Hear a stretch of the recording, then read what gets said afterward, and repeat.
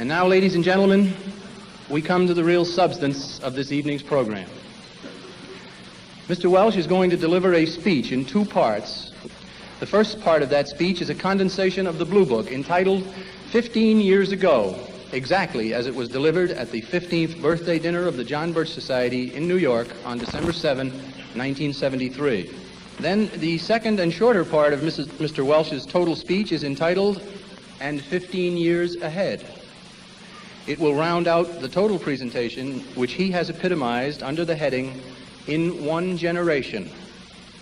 To give you the proper setting for this dramatic offering, we are going to call on Mr. William J. Grady, who for a great many years was president and then chairman of the board of Grady Foundries, a highly successful business with 8 plants today, which he established over 50 years ago. At one time, he was also both president and then chairman of the J.I. Case Company, which is one of our country's very sizable corporate industries. Mr. Grady is a former president and then chairman of the board of the National Association of Manufacturers, and a former president of the National Council of YMCAs of the United States.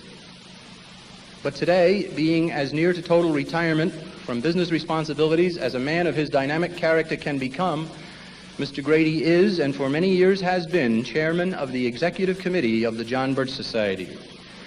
What's more, Mr. Grady was himself present at the founding meeting of the Society in Indianapolis on December 8 and 9 of 1958. We are also pleased to have some others from that founding meeting at our head tables here tonight. We have asked Mr. Grady to set the stage for the first part of Mr. Welch's speech. So it is my great pleasure to present to you a truly wonderful American, Mr. William J. Grady.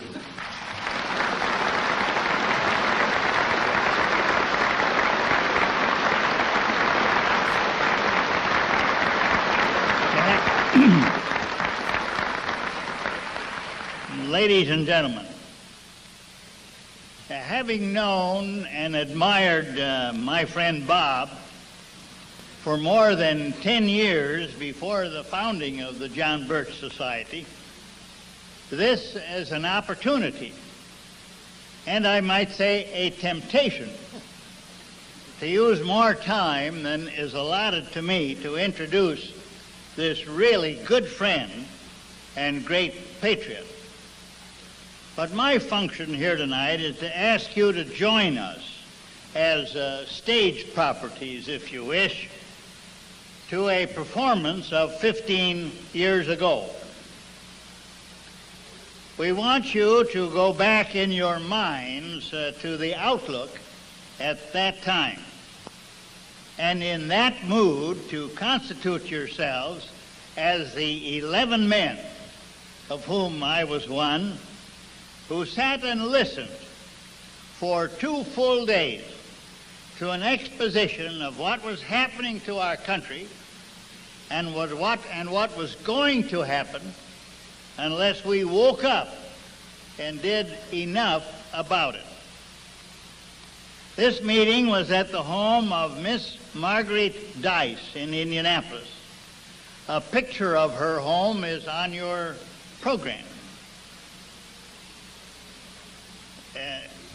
As you look at this picture, the front right-hand corner is the living room where our 2-day session occurred.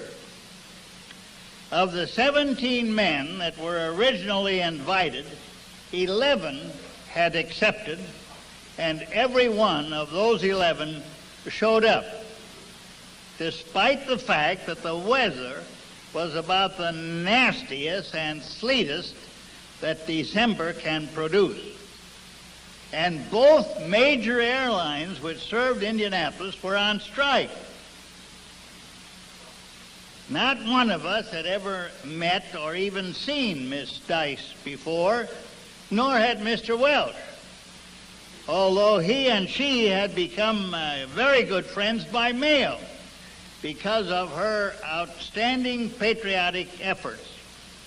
And on learning about the proposed meeting, she had volunteered her home and hospitality for the group.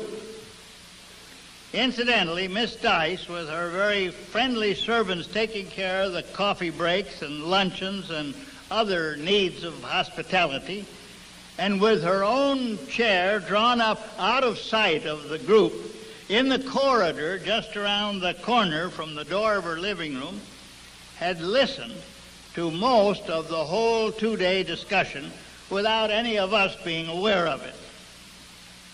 And she was not favorably impressed. As she told Mr. Welch on taking him to his plane Wednesday morning, she did not think that anybody would ever stand still for the thoroughness with which we intended to examine every problem. Within 2 or 3 years, however, she had completely changed her mind and had become an ardent life member of the society for the rest of her days. Mr. Welch had arrived on Sunday, so by Monday morning he and Miss Dice had borrowed from the local church a full-sized podium and had set it up in one corner of her living room. They'd also arranged all of the chairs and sofas for exactly where each of us was to sit.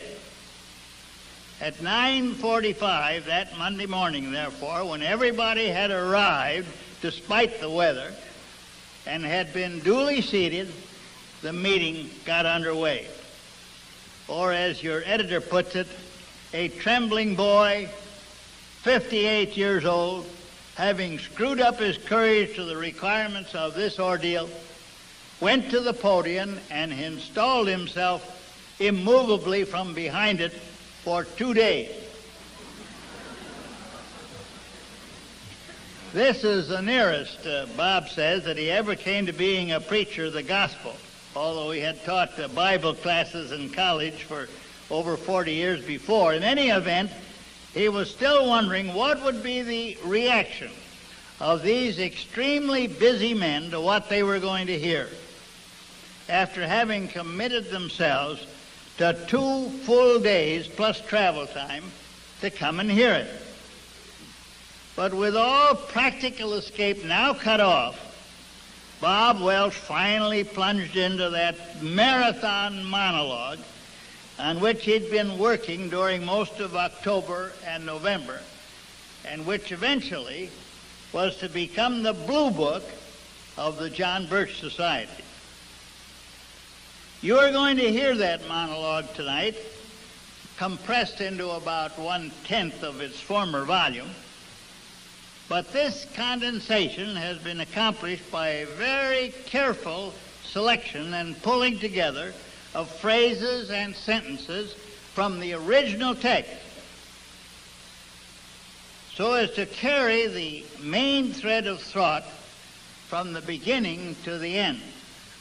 Now, naturally, a great deal of the documentation, background, and explanation with regard to many of the points will have to be omitted.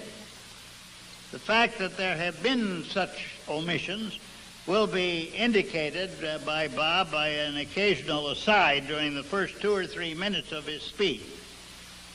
But after that, he will assume that you are taking them for granted.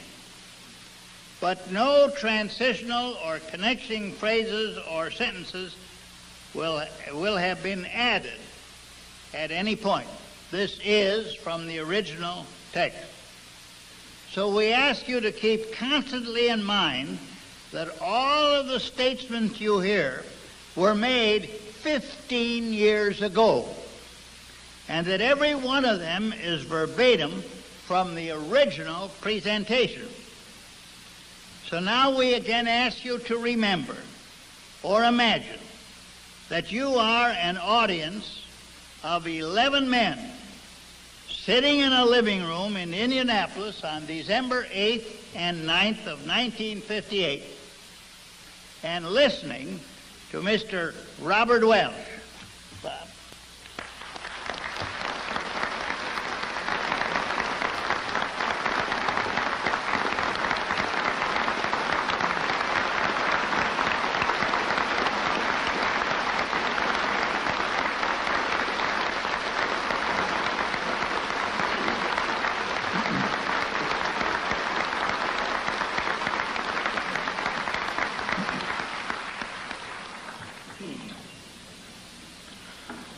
Gentlemen, let me welcome you to Indianapolis.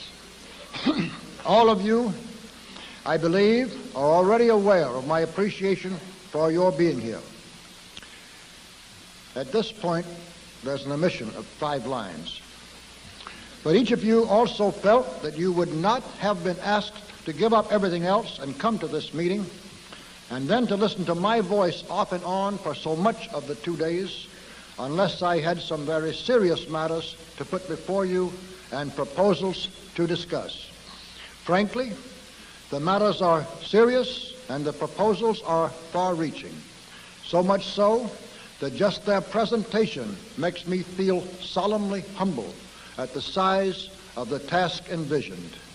For increasingly, before tomorrow is over, I hope to have all of you feeling that you are taking part here and now in the beginning of a movement of historical importance. But long journeys start with easy steps, and our first step should be to identify our fellow travelers, no pun intended. Many of you are known to each other, but some are not. So let me, as informally as possible, introduce each one to the group. This was then done, and here we also omit 1 page. Our immediate and most urgent anxiety, of course, is the threat of the communist conspiracy, and well, it should be. For both internationally and within the United States, the communists are much further advanced and more deeply entrenched than is realized by even most of the serious students of the danger among the anti-communists. I personally have been studying the problem increasingly for about 9 years, and practically full-time for the past 3 years. And entirely without pride, but in simple thankfulness, let me point out that a lifetime of business experience should have made it easier for me to see the falsity of the economic theories on which communism is supposedly based, to see them more readily than might some scholar coming into that study from the academic cloisters. While a lifetime of interest in things academic, especially world history, should have given me an advantage over many businessmen in more readily seeing the sophistries in dialectic materialism. So I have felt, rightly or wrongly, that my grasp of communist purposes and even of their methods should have been more rapid than that of some of my patriotic friends who have gradually become staunch anti-communists. Yet almost every day I run into some whole new area where the communists have been penetrating and working quietly for years, until now they are in virtual control of everything that is done in that slice or corner of our national life. Again, an omission of 1 page. But as background for our further discussion, I'm going to ask for your patience while I make a much more general review with you of how far the international conspiracy as a whole has now gone and where we stand today.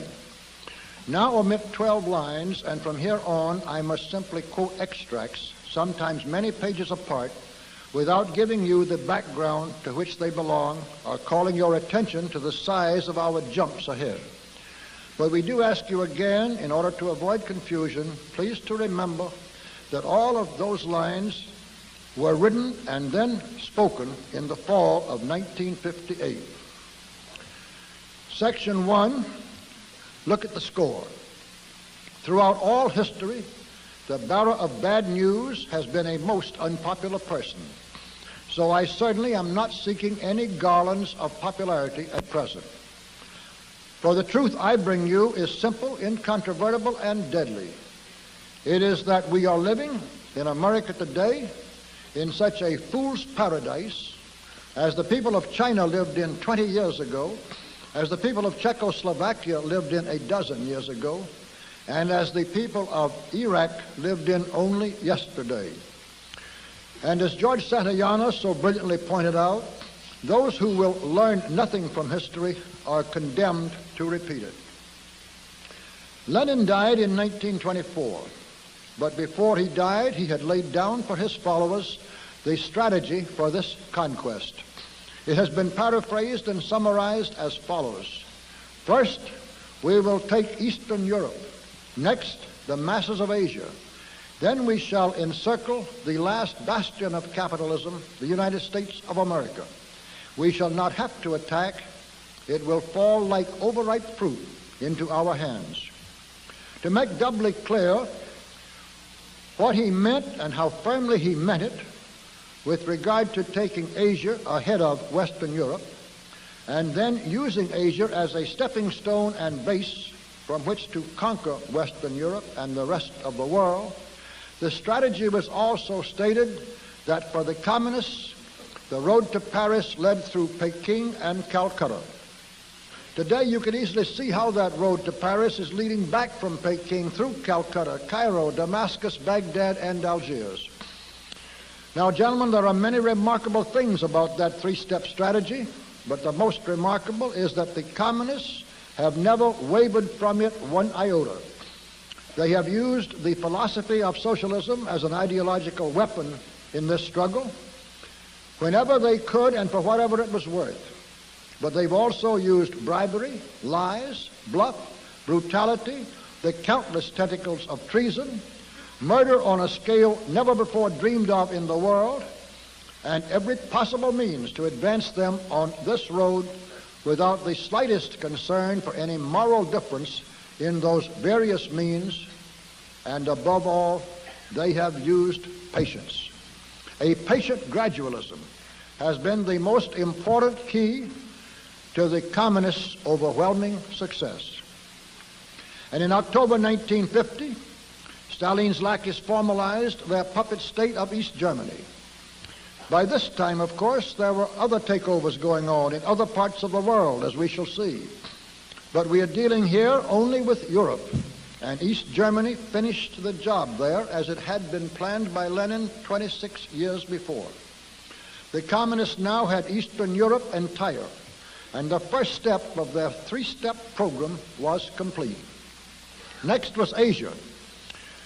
Actually, the anti-communist position is crumbling rapidly everywhere in Asia. If you will look at a map of Asia with all of these countries properly shaded, I think you will agree with me in my estimate of the communists' progress. It is that they have already gone 3/4 of the way towards the completion of the second step in their three-part program. Now let's consider the rest of the world.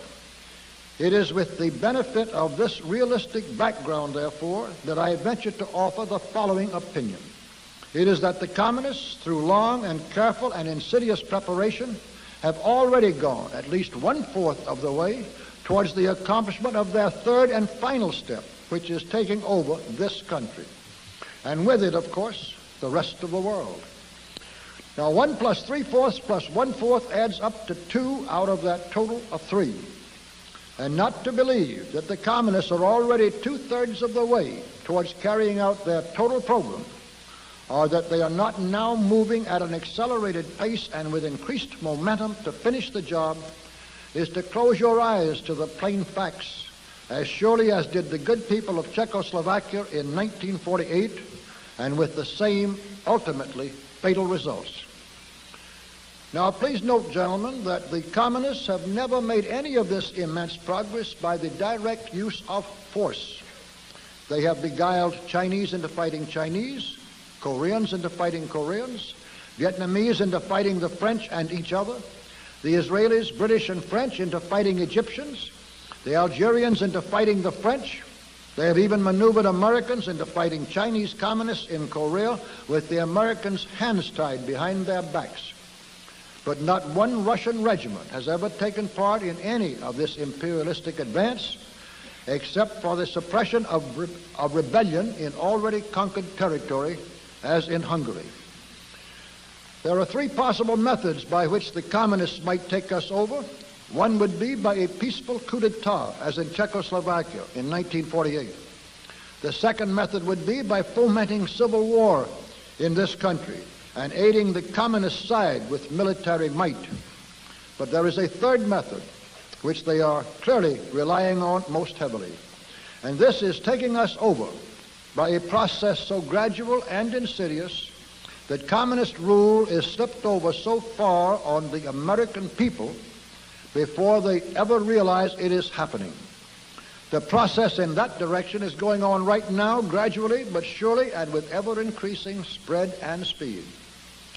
A part of that plan, of course, is to induce the gradual surrender of American sovereignty, piece by piece and step by step, to various international organizations, of which the United Nations is the outstanding but far from the only example.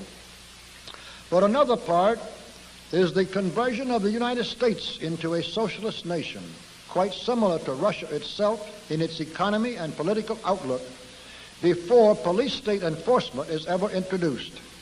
The best way to explain the aim here is simply to quote the directive under which some of the very largest American foundations have been secretly but visibly working for years. This directive is so to change the economic and political structure of the United States that it can be comfortably merged with Soviet Russia. Now, here are the communist aims for the United States. 1, greatly expanded government spending for every conceivable means of getting rid of ever larger sums of American money as wastefully as possible. 2, higher and then much higher taxes.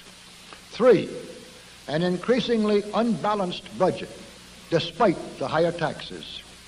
4, wild inflation of our currency. 5, government controls of prices, wages, and materials, supposedly to combat inflation. 6, greatly increased socialistic controls over every operation of our economy and every activity of our daily lives. This is to be accompanied naturally and automatically by a correspondingly huge increase in the size of our bureaucracy and in both the cost and reach of our domestic government. 7, far more centralization of power in Washington and the practical elimination of our state lines. There is a many-faceted drive at work to have our state lines eventually mean no more within the nation than our county lines do now within the states. 8, the steady advance of federal aid to and control over our educational system, leading to complete federalization of our public education. 9, a constant hammering into the American consciousness of the horror of modern warfare, the beauties and the absolute necessity of peace. Peace always on communist terms, of course.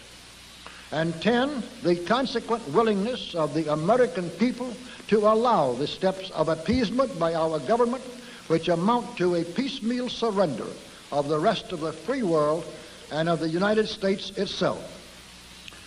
In summary, gentlemen, we are losing, rapidly losing, a Cold War in which our freedom, our country, and our very existence are at stake. And while we don't seem to know we are losing this war, you can be sure the communists do.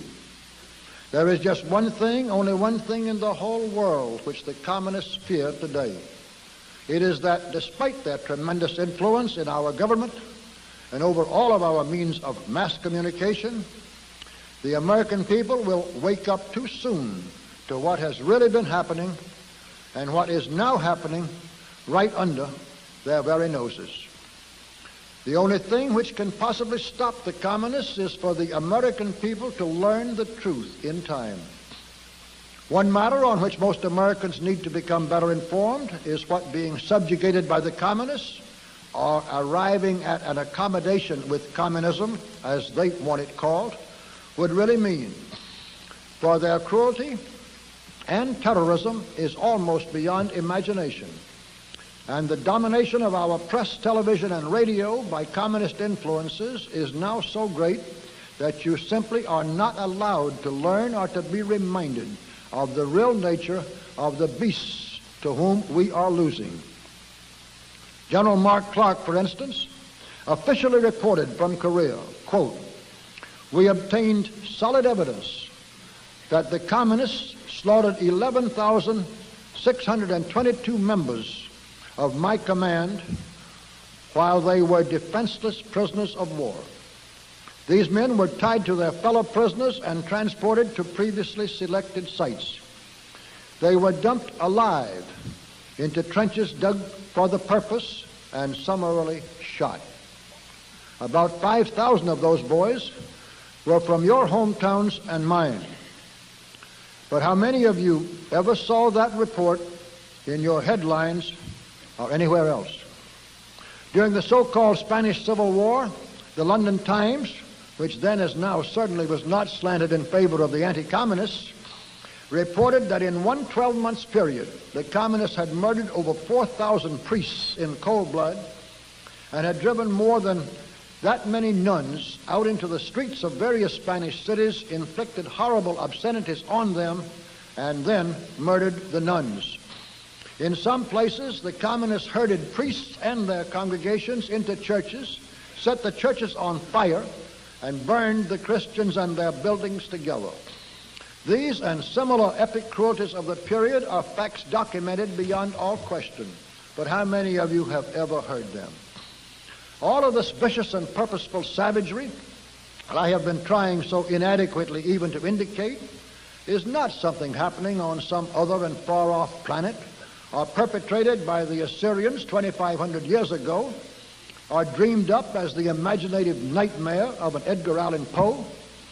These, gentlemen, are the very real acts and deliberate policies of the recent past and the very present, of people whom we treat as human beings and with whom we sit around conference tables and arrive at truce terms and concessions to appease them. There are some 700 million non-Russian, non-communists now living daily lives of virtual slavery behind the Iron Curtain. Some 40 million of them in the actual slave labor camps of Russia and Red China, who only a dozen years ago, or much less, enjoyed practically the same personal freedoms as do you and I today. These people now say to each other, but above all to themselves, if I'd only known, if I'd only believed, there is no amount of work and sacrifice and suffering I would not have given if I'd only realized the necessity, the danger in time. Now it is too late, and any amount of struggle and of sacrifice, even of life itself, is all in vain. Unquote. The number of people subject to these cruelties is now increasing by tens of millions every year, and we are directly in the path of the conqueror. Are we really so hopelessly blind, so stupefied by prosperity on one side and the insidious propaganda on the other, that we cannot even see the wolves devouring the carcasses of our brothers or drawing ever nearer to ourselves? Are we going to let our country and our whole civilization go under and new dark ages of serfdom be ushered in while we happily play at our little games? May God forbid. But may we speedily become more worthy that he should. Section 2. But let's look deeper. Now, if the danger from the communist conspiracy were all we had to worry about, it would be enough. But in my opinion, the first great basic weakness of the United States, and hence its susceptibility to the disease of collectivism, is simply the age of the Western European civilization. Some of you will already have recognized, in fact, that I am drawing a corollary to the conclusions usually connected with the name of Oswald Spengler. Spengler's theory is absolutely fatal to the acceptance of socialism or any form of collectivism as a forward step or as a form of progress in man's sociological arrangements. For in Spengler's view, collectivism is a disease of society, concomitant with decay and remarkably similar to cancer in the individual. The Roman Empire of the West, for instance, started dying from the cancer of collectivism from the time Diocletian imposed on it his New Deal. And it is perfectly evident, right in the cases of the various civilizations that we know most about, that both the Greek and the Roman civilizations did perish of the cancer of collectivism, and that the civilization of Western Europe is doing so today. It was Western Europe which made the last half of the 19th century the period of the highest level to which man has yet climbed in his struggle to reach an enlightened and humane life. But, as so often happens for the individual, by the time Western Europe had the knowledge, the wealth, and the ability to get the most out of life, it was ready to die. The truth is that by a cycle which seems inevitable, whether it is a biological reality or only an analogy, Western Europe was worn out. And under those circumstances, the degenerative disease of collectivism, the cancer of social organizations, began its peripheral infiltration. The American civilization was every bit as much of an entirely new and different civilization from the old and ancestral one of Western Europe as was Rome, a new civilization distinct from Greece. And this American civilization at the turn of the present century was only 300 years old. It had the strength and vigor and promise of a healthy young man in his late teens. There was no reason on earth for any such organism to be attacked by and then start succumbing to the cancerous disease of collectivism at that stage of its young manhood with its whole lifespan of accomplishment before it. But we have the cancerous disease of collectivism firmly implanted now nevertheless. We have people feeling that nothing should be done by them, but everything for them by the government. Its disastrous ravages are quite far advanced. And we have it basically because of too long and too close an association with a parent that was dying of the disease, that was old enough and weakened enough for the virus to be rampantly active throughout this parent's whole environment. When Woodrow Wilson, cajoled and guided even then by the collectivists of Europe, took us into the First World War, while solemnly swearing that he would never do so, he did much more than end America's great period of happy and wholesome independence of Europe. He put his healthy young country in the same house and for a while the same bed with this parent who was already yielding to the collectivist cancer. We never got out of that house again. We were once more put back even in the same bed by Franklin D. Roosevelt, also while lying in his teeth about his intentions. And we have never been able to get out of that bed since. Push the communists back. Get out of the bed of a Europe that is dying with this cancer of collectivism and breathe our own healthy air of opportunity, enterprise, and freedom. Then the cancer we already have, even though it is of...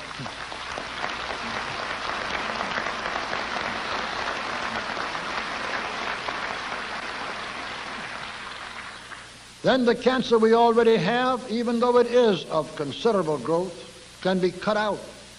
And despite the bad scars and the loss of some muscles, this young, strong, great new nation, restored to vigor, courage, ambition, and self-confidence, can still go ahead to fulfill its great destiny and to become an even more glorious example for all the earth than it ever was before.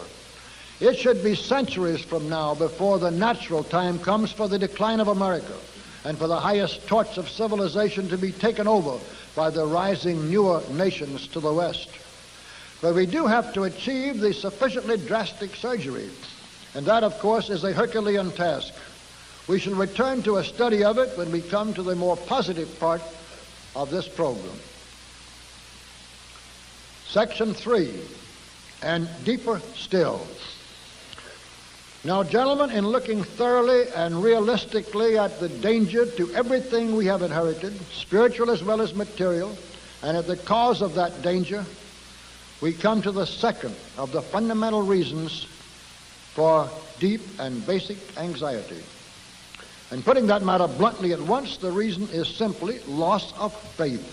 Not just loss of faith in God and all his works, but loss of faith in man and his works too, in his reasons for existence, in his purposes, and in his hopes.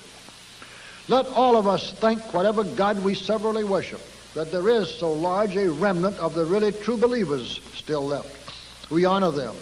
We need their steadying adherence to the rock of reverence and their aspiration of unwavering obedience to ancient and divine commandments. We desperately need their unshakable confidence in absolutes, in eternal principles and truths, in a world of increasing relativity and transitoriness in all things. We admire them. In fact, as will become more clear tomorrow, the young man I admire most of all of those America has produced was a fundamentalist Baptist missionary named John Birch. But we must not let our admiration for, dependence on, and feeling of spiritual kinship with the fundamentalists blind us to the visible fact that their number grows smaller every year. Among the people literate enough and ambitious enough to be activists in Europe and America, those who are honestly true believers in a faith which most of them still profess is an ever smaller minority. What is far worse, fully 1/3 of the services in at least the Protestant churches of America are helping that trend. Some ministers have converted Christianity into a so-called social gospel, which becomes in fact indistinguishable from advocacy of the welfare state by socialist politicians. And some actually use their pulpits to preach outright communism, often in very thin disguise, if any, while having the hypocrisy as atheists to thank God in public for their progressive apostasy. We must not only know the truth, but face the truth if it is to set us free or to keep us so. Except for the diminishing number of fundamentalists of all religions, all faith has been replaced or is rapidly being replaced by a pragmatic opportunism with hedonistic aims. And what a fall that is for a race which can boast of once having listened to a St. Augustine, a St. Francis of Assisi, a John Milton, or an Alfred Tennyson. In Western Europe and America today, we are living in a spiritual vacuum, exactly as were the Romans after they had lost any real faith in their pagan gods and before the rise of Christianity. The most terrible result of this collapse of the rock of faith on which our morality was built is the rise of the amoral man, of which the usual communist himself is the most illustrative example. For the chief point of this whole present section of our discussion runs parallel to the main point in connection with the extent to which the cancer of collectivism has weakened and endangered us.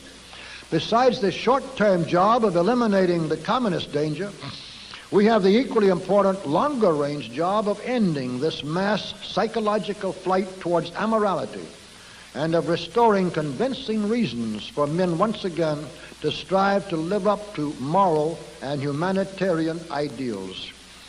Otherwise, there is no chance of saving our Christian-style civilization.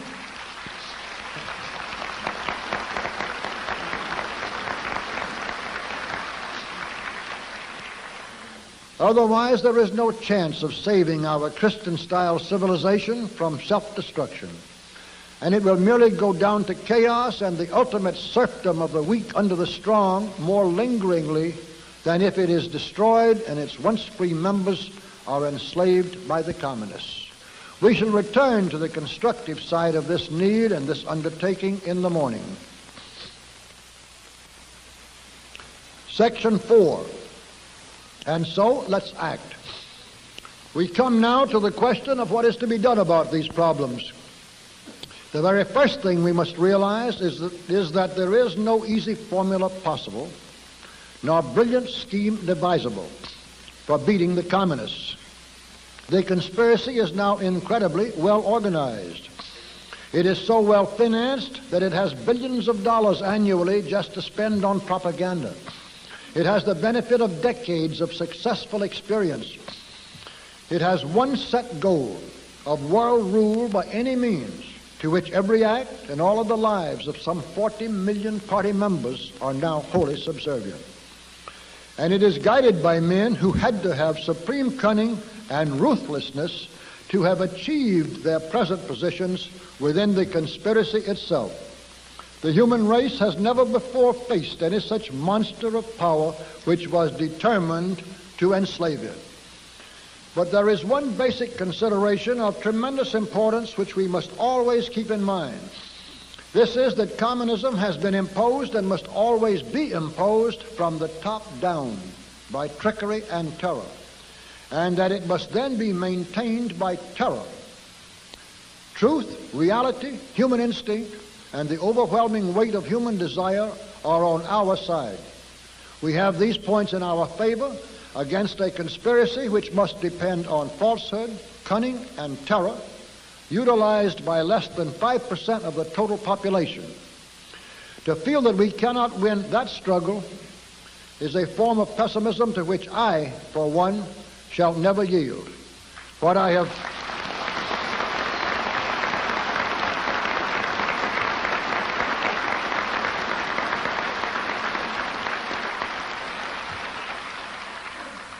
have chiefly intended this brief introduction to lead to, therefore, is the realization that every effort we undertake, every battle we fight, even if we lose it, and every sacrifice we make is cumulative. Every bit of dedication to the cause is worthwhile.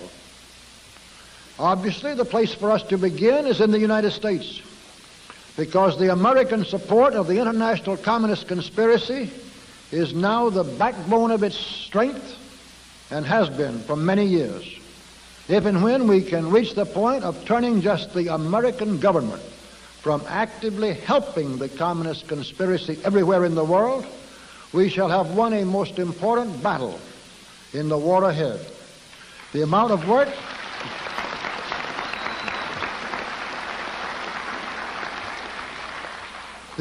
work required to do that in the face of the way the cards have been so painstakingly stacked against us is something to contemplate. And yet there is nothing but work and more work, thinking and more thinking, dedication and more dedication, which will do the job. So now let's look at the job itself. One, first we would establish reading rooms, small and inexpensive, in just as many of the cities, towns, and villages of this country as we could, just as rapidly as we could. Two, second, since getting the truth about both recent history and current events into as many hands and heads as possible is so important, we would see that the circulation of the conservative periodicals was expanded as rapidly as it could be done without too much waste. Three, we would do everything we could to support, maintain, increase the number of stations used, and widen the audiences of such radio programs as those of Fulton Lewis, Clarence Mannion, and dozens of more localized broadcasters throughout the country. Four, we would institute the organized planning and control to make full and effectively coordinated use of the powerful letter-writing weapon that lies so ready at hand. Five, we would organize fronts, little fronts, big fronts, temporary fronts, permanent fronts, all kinds of fronts. Six, another thing we should do, and one badly needed, would be to start shocking the American people, or an increasing percentage of the more literate and more intelligent, who have not yet been completely brainwashed, into a realization of what is happening, into a dawning realization of how far and how completely communists and communist influence have crept right into their communities, into institutions and activities where the general public does not have the slightest suspicion of such infiltration. The best way to do this is by exposure, which is why the communists just had to get rid of McCarthy and went to such extreme lengths to do so. Seven, there are now dozens of slimy characters at loose in our midst, whom I'll call to your attention by describing one who is more or less typical. His usual name is Gordon Hall, though he also uses and has used many aliases, and we could silence him and those like him with comparative ease. Eight, we would line up a large list of speakers ourselves all over the country. Nine, ninth and current in this listing would be our undertakings on the international front. For many reasons, we would start extending our body into other countries as soon as there were energy and resources which could properly be spared for that purpose. 10. Finally, and probably most important of all these courses of action, we would put our weight into the political scales in this country just as fast and far as we could. We are at a stage, gentlemen, where the only sure political victories are achieved by non-political organizations, by organization which has a surer, more positive, and more permanent purpose than the immediate political goals that are only means to an end, by organization which has a backbone and cohesiveness and strength and definiteness of direction which are impossible for the old-style political party organization. Fantastic? Of course it's fantastic, but everything I am talking is fantastic. We are living in fantastic times and a fantastic situation.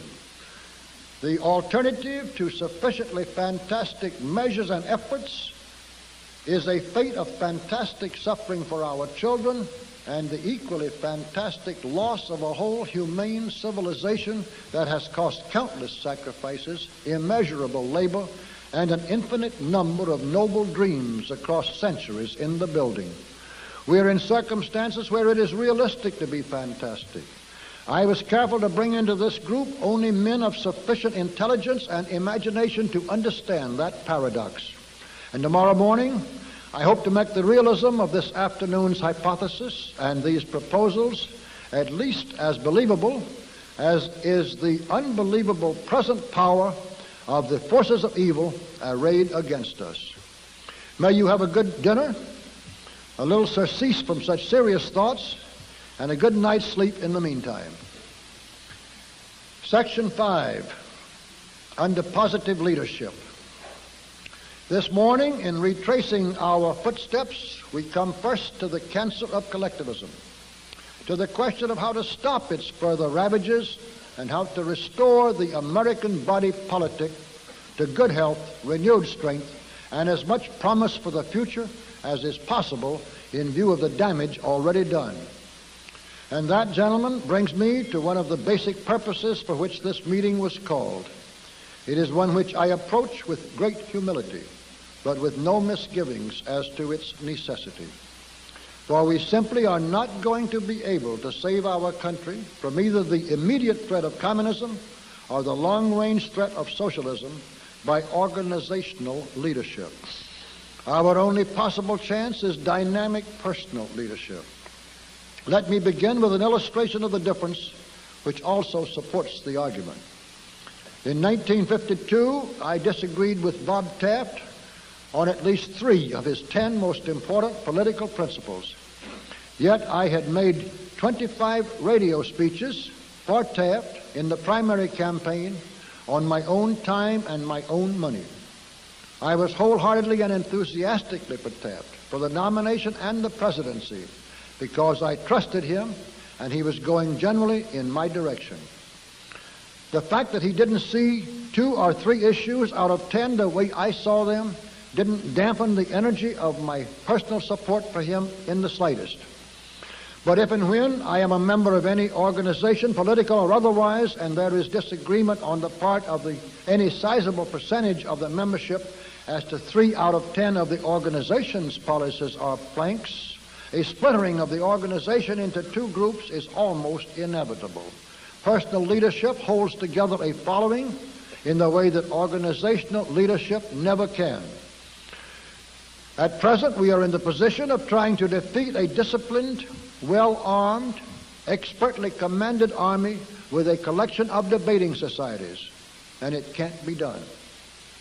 So let's look briefly at the possibility, the advantages and the disadvantages of finding this desperately needed leader in the political field. And the easiest way to do this is to conduct the discussion around some individual from the very start. Now, the one man who comes nearest to measuring up to all the needs and qualifications whom we see on the political horizon at the present time is Barry Goldwater. I know Barry fairly well. I'd love to see him President of the United States.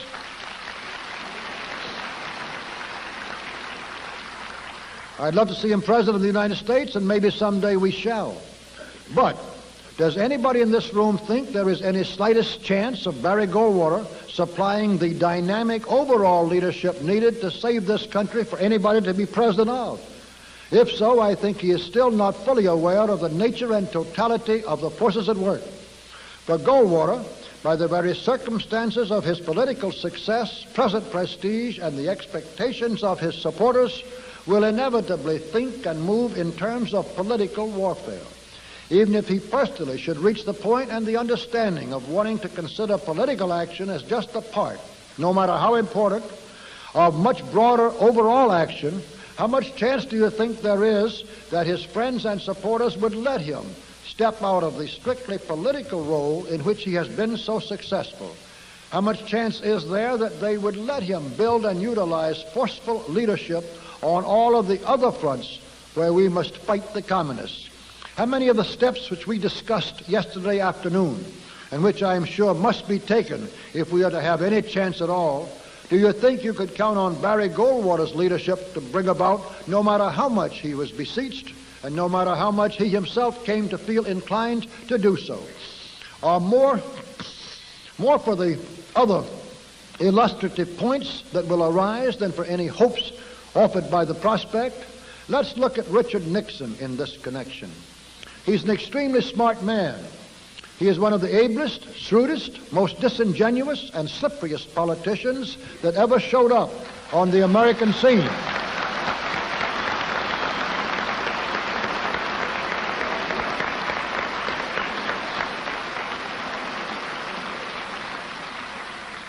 He can sit in Washington one night and convince some of the most modern Republicans that he's the best ball carrier they have, and spend 4 hours in the Waldorf Towers the next day convincing MacArthur and Herbert Hoover that he is their man.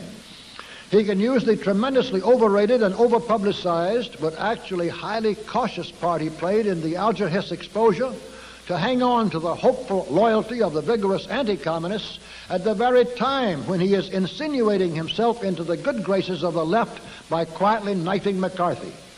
Nixon could pose as a conservative Republican congressman and yet be one of the original founders in 1950 of Republican Advance. This was intended to be not the Republican opposition to, but the Republican teammate of Americans for Democratic Action. And it even had some interlocking left-wingers who were members of both groups. Nixon can claim still to be vigorously anti-communist, yet when he has a chance as vice president to break the tie and cast the decisive vote for H.R. 3, to reestablish some chance of prosecution of subversives actually advocating violent overthrow of our government, what happens? He moves heaven and earth to have Wallace Bennett found and pressured into voting against H.R. 3, defeating the measure so that the vice president will not have to vote. What good would such a man be to us even as president, unless outside forces and accomplishments made it opportunistic and expedient for him to ride an anti-communist wave which those outside forces had created? As for being a leader, the sad truth, hard for many hopeful and wishful conservative Republicans to realize, is that Richard Nixon, a most engaging personality and clever politician, has never been a leader in connection with any event or development or at any stage in his career.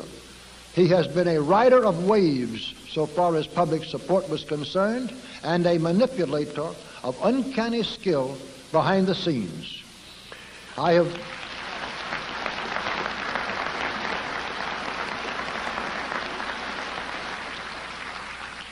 have made these remarks here in this really inner circle group in order to emphasize the wisdom of the old advice, put not your faith in politicians.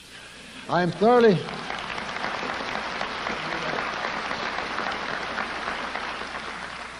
thoroughly convinced that we cannot count on politicians, political leadership, or even political action, except as a part of something much deeper and broader to save us.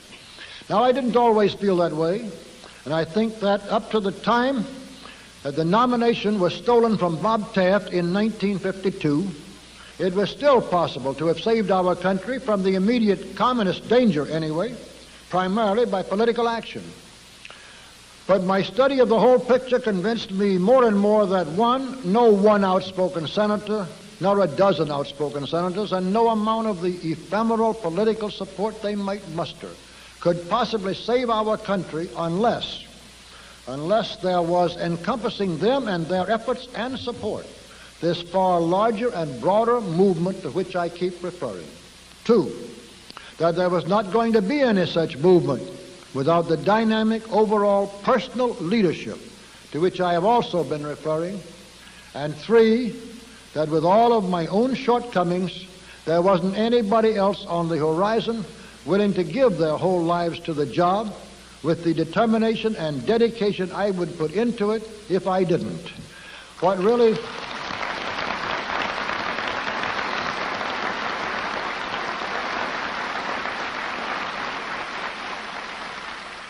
really moved me to cross this Rubicon, however, the consideration which more than any other gradually brought me the necessary measure of courage and determination for so staggering an undertaking, was another result of many years of study of not only the present but the past. This is the conviction that even warding off communist slavery and reversing the socialist trend is only half the battle. We can never win even that half unless both leadership and following have a positive dream which is more important as a hope than the negative nightmare is as a fear, unless the promise of what we can build supplies more motivation than the terror of what we must destroy, and unless this faith in the future is based on a deeper faith in eternal truths. The nature of these truths and the tenets of this faith, which I hope and believe every man in this room can accept and approve, I shall come to later this morning. What I'm trying to do here as an introduction to and part of our thinking about how to rid America of the collectivist cancer is simply this. I want to convince you, as I am convinced, that only dynamic personal leadership offers any chance for us to save either our material or our spiritual inheritance. I want to convince you, as I am convinced, that even under such leadership, we have no chance unless the specific battles are fought as part of a larger and more lasting movement to restore once again an upward reach to the heart of man. And I have wished to make clear what you are bound to be assuming already, that with whatever I have in me of faith, dedication, and energy, I intend to offer that leadership to all who are willing to help me. Section 6, to restore responsibility. With that much explanation as background, let's see what basic principle we can establish and what specific objective we can define with regard to the particular battle against collectivism. And it seems to me, gentlemen, that the whole essence of our purpose can be summarized in just 5 words: less government and more responsibility.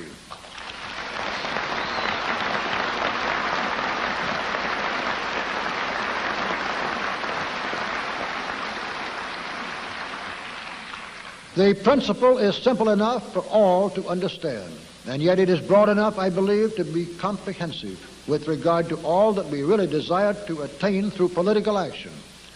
We must try to make it a convincing political standard and an accepted goal.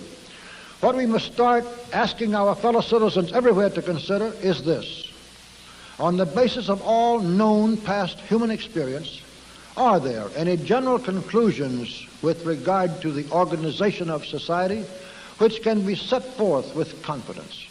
It seems to me clear that there certainly are. 1. First, government is necessary. Some degree of government in any civilized society. 2. Second, while government is necessary, it is basically a non-productive expense, an overhead cost, supported by the productive economy. 3. Third, government is frequently evil. 4. Fourth, government is always and inevitably an enemy of individual freedom. 5. Whatever must be done by government will always cost more than if it could be done by individuals or smaller groups. 6.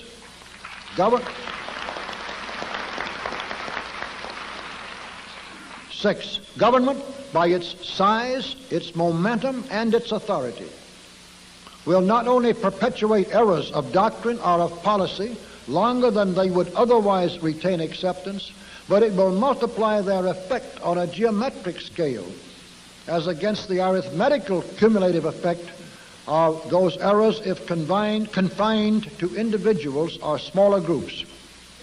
7, as any society becomes reasonably settled and shakes down into a semi-permanent pattern of economic and political life, the drive always begins to have government become the management of the social enterprise rather than merely its agent for certain clear purposes.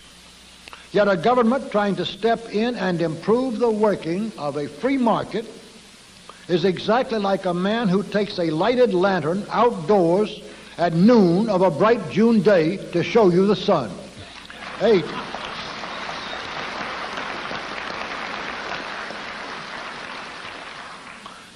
As a government increases in power, and as a means of increasing its power, it always has a tendency to squeeze out the middle class, to destroy or weaken the middle for the benefit of the top and the bottom. 9, the form of government is not nearly so important as its quality. 10, which brings us to the last, and in my opinion the most important of these basic generalizations concerning government. And our 10th point is that neither the form of government nor its quality is as important as its quantity. The increasing quantity of government in all nations has constituted the greatest tragedy of the 20th century. The greatest enemy of man is and always has been government. And the larger, the more extensive that government, the greater the enemy. The communists believe that a collectivist society should swallow up all individuals, make their lives and their energies completely subservient to the needs and the purposes of the collectivist state, and that any means are permissible to achieve this end. The true Americanist believes that the individual should retain the freedom to make his own bargain with life and the responsibility for the results of that bargain, and that means are as important as ends in the civilized social order which he desires. There are many stages of welfarism, socialism, and collectivism in general, but communism is the ultimate state of them all, and they all lead inevitably in that direction. In this final state, communism, you have a society in which class distinctions are greater than in any other, but where position in these classes is determined solely by demagogic political skill and ruthless cunning. And you have a society in which every fault of government that we have discussed above is held to be a benefit and a desirable part of the framework of life. But there is an exactly opposite direction. This direction leads toward a governmental environment for human life founded on the basis of long experience with government, on experience which shows government to be a necessary evil, but a continuous brake on all progress and the ultimate enemy of all freedom. It is the forward direction, the upward direction, and Americanism, I hope, shall become its name. Section 7. And help to build a better world. We are the music makers, and we are the dreamers of dreams. We, in the ages lying in the buried past of the earth, built Nineveh with our sighing, and Babel itself with our mirth, and overthrew them with prophesying to the old of the new world's worth. For each age is a dream that is dying, or one that is coming to birth. For the last 50 years, our age has been a dream that was dying. To this very group, at this very moment, I am proposing that we turn our faces forward instead of backward, begin to make even our defensive actions fit into a constructive design, and do our part to usher in a new age that is coming to birth. Now, I don't expect the New York Times to begin announcing excitedly in January that obviously the world started on a new era in Indianapolis in December 1958. Of course, it is only the work we do afterwards, the work we persuade and inspire others to do, and the long results and widening reach of both that can make of this meeting anything but a 2-day seminar in philosophy and current affairs. But if every man here should leave tonight feeling in his own mind that he had been at the beginning of a new chapter in history, it would be true. It would be true no matter how long the historians might take to find it out. The basic reason why our old age is dying, as I tried yesterday to make clear, is that the faith which was the core of its strength no longer commands the unquestioning loyalty of enough of its devotees. For the dream of any nation or any people must depend on faith. The foundation of our new dream must be faith, or it will never come to pass. Where is this faith, and what is this faith? So true that neither our hearts nor our reasons can deny it, so broad that it takes in without violation the faith of our fathers, and so deep that it can inspire martyrdom at need. As to where, it's right in front of us. And as to what, it is exactly what we in this room already and actually believe. Now first let me repeat here, for the devout Catholics and fundamentalist Protestants who are among my best friends and strongest supporters, that it is no part of my purpose to disturb their beliefs in the slightest, or the beliefs of any man or woman who really does have a religious faith instead of just the shell of one. What I am concerned about, what we must all be vitally concerned about today as the very essence of our problem, is morality, integrity, and purpose. That morality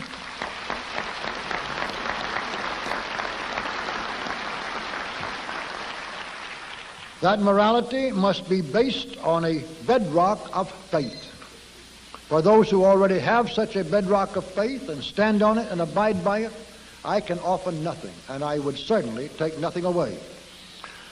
But for those who are no longer sure exactly where they do stand, on what rocks or how firmly, I want to try to show them that all of these bedrocks together constitute a foundation with room and strength for us all.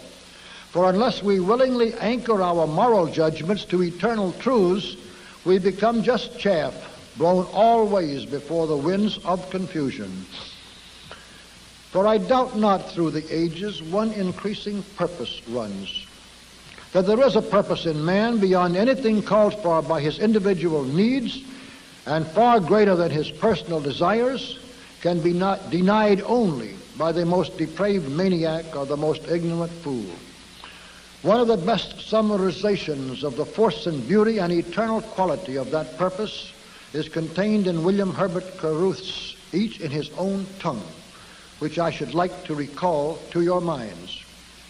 A picket frozen on duty, a mother starved for her brood, Socrates drinking the hemlock, and Jesus on the rood, and millions who, humble and nameless, the straight, hard pathway plod.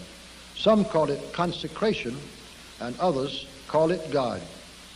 Who can read that, realize the incontrovertible and wonderful truth of the story of man's purpose at work, which the poet tells, and fail to feel reverently bound to serve that same purpose faithfully and well? What is that purpose? And this, too, has been summarized by yet another poet in just one brilliant line. Thou hast put an upward reach in the heart of man. Not only are we a part of some mighty purpose beyond our understanding, and not only do we have a clear duty to be true to that purpose to the fullest extent that we are allowed to grasp its workings and its direction, but all human experience shows that the total happiness of any generation and of its posterity is directly tied to the respect of that generation for the upward reach in man's nature. We have all the reason here that man can ask, divine or human or pragmatic, for keeping our consciences attuned to the emotions and impulses which increase man's upward reach, and for then obeying those consciences, obeying by commission as well as omission, to the utmost of our respective will powers and abilities. The substance of my conscience, as I believe it is really the substance of the conscience of every man in this room, was gratitude and a corresponding sense of responsibility. Gratitude, if you will let me paraphrase Henley's line without the slightest implication of blasphemy, gratitude to whatever God there was, and gratitude to all of the noblemen of the past for the life and the environment for that life which was given me, and responsibility to God and man to be worthy, so far as I was able, of the human race at its best. And gentlemen, what firmer foundation can we possibly need for the faith on which to build our new age and with which to inaugurate the dream that is coming to birth? Wherever we turn in looking at whatever blessings we have for the present and hopes for the future, we find a need for gratitude that makes the acceptance of responsibility a duty and a source of inward happiness. Consider, for instance, and for an instant, the blessing of freedom. Kipling once wrote truly, "All we know of freedom, all we need to know, this our fathers won for us long and long ago." Are we, as Lowell put it, going to be traitors to our sires and lose that freedom for our children and their children? Macaulay had Horatius say, "And how can man die better than facing fearful odds for the ashes of his fathers and the temples of his gods?" And so we ask ourselves in simple sincerity, if it becomes necessary, just how can man die better? Especially if in doing so he appreciably reduces the odds faced by his compatriots in their fight against the overwhelming forces of evil threatening us today. But it is not even to the martyrs, perhaps, that we owe the most. There have been missionaries and scholars, the Catholic monks of the Middle Ages, poets and philosophers, builders and explorers, statesmen and scientists throughout centuries receding into the unknown past, who have toiled and dreamed and sacrificed and died that you and I might have the comforts and freedoms and hopes that we enjoy now in so fair and happy a land. One of the worst and most sad and disturbing traits of many of our young people today is that they take their inheritance for granted and have no thought of its cost. This is a vital part of the moral breakdown that is endangering our civilization. It shows how basic and necessary a component of faith is man's feeling of continuity and gratitude. Let us, with a faith for the future based on this very principle of gratitude to God and man, lived up to by ourselves, and made a living and articulate faith for others by both example and teaching.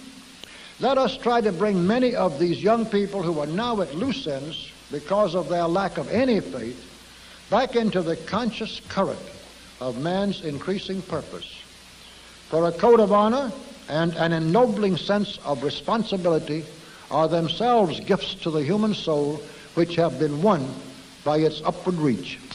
And so, gentlemen, without any claim to goodness, wisdom, or originality, I have tried in far too short a time for so huge a subject to indicate to you the elements of a faith which I still hope and believe is shared by all of you, no matter how differently you might have explained or expressed it. It is a faith for which I have earnestly hoped that it might encompass the individual beliefs of most men of goodwill, that it might refill our ancient founts of inspiration, and that it would become a basis and a beginning of renewed dedication to a dream of man's future. Section 8, through the John Birch Society. Now, how do we go about asking men, in the words of Santayana, to trust the soul's invincible surmise? We come at long last to the question of ways and means and methods. In connection with all of these plans and aims and hopes, I am proposing, as the most immediately tangible outcome of this meeting, the formation of the John Birch Society. And I ask you not to give undue thought at present to the name. In the small packets for each of you, there are copies of my little book, The Life of John Birch. I hope you will read it when you have the opportunity, if you have not already done so, or even if you have. You will find, and I believe agree, that John Birch possessed in his own character all of those noble traits and ideals which we should like to see become symbolized by the John Birch Society, and the kind of life of peaceful opportunity and responsibility which John Birch wanted for his fellow Americans and for his Chinese friends and for all men of goodwill is exactly the kind of life we should like to see possible everywhere. It is my fervent hope that the John Birch Society will last for hundreds of years and exert an increasing influence for the temporal good and the spiritual ennoblement of mankind throughout those centuries. For I am staking my whole aspiration to play my part in forwarding man's one increasing purpose on whatever can be accomplished through it. The John Birch Society is to be a monolithic body, a Republican form of government or of organization has many attractions and advantages under certain favorable conditions. But under less happy circumstances, it lends itself too readily to infiltration, distortion, and disruption. And democracy, of course, in government or organization, as the Greeks and Romans both found out, and as I believe every man in this room clearly recognizes, democracy is merely a deceptive phrase, a weapon of demagoguery, and a perennial fraud. The fear of tyrannical oppression of individuals and other arguments against the authoritative structure in the form of governments have little bearing on the case of a voluntary association where the authoritative power can be exercised and enforced only by persuasion. And what little validity they do have is outweighed by the advantages of firm and positive direction of the society's energies.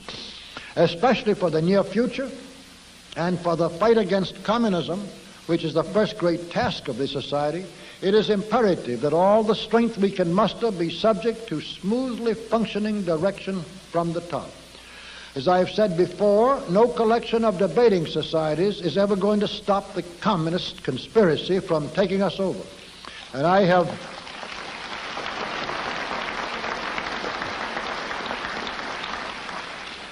have no intention of adding another frustrated group to their number. We mean business every step of the way. We can allow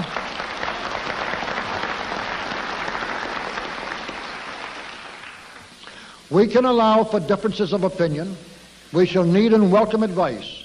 And we expect to use the normal measure of diplomacy always called for in dealing with human beings. But whenever differences of opinion become translated into a lack of loyal support, we shall have shortcuts for eliminating both without going through any congress of so-called democratic processes. Otherwise, communist infiltrators could bog us down in interminable disagreements, schisms, and feuds before we ever became seriously effective. The purpose of the John Birch Society, as officially stated, will be to promote less government, more responsibility, and a better world. That says it all. Members of the John Birch Society, not only in the United States, but anywhere in the world, not only can be good patriots in their respective countries, but necessarily will be. For internationalism, as it is conceived and promoted today, is an attempt to impose more government and a more centralized one-world government on all of us everywhere. For that reason, it is automatically contrary to everything we stand for, and one of the movements we shall oppose with all the strength we can. The John Birch Society will function almost entirely through small local chapters. Each will have a chapter leader appointed through officers of the society in the field who have themselves been duly appointed by headquarters. The dues are whatever the member wants to make them, with a minimum of $24 per year for men and $12 per year for women. We shall expect the chapter leader to get all of his or her chapters together at least once a month, and in many cases oftener.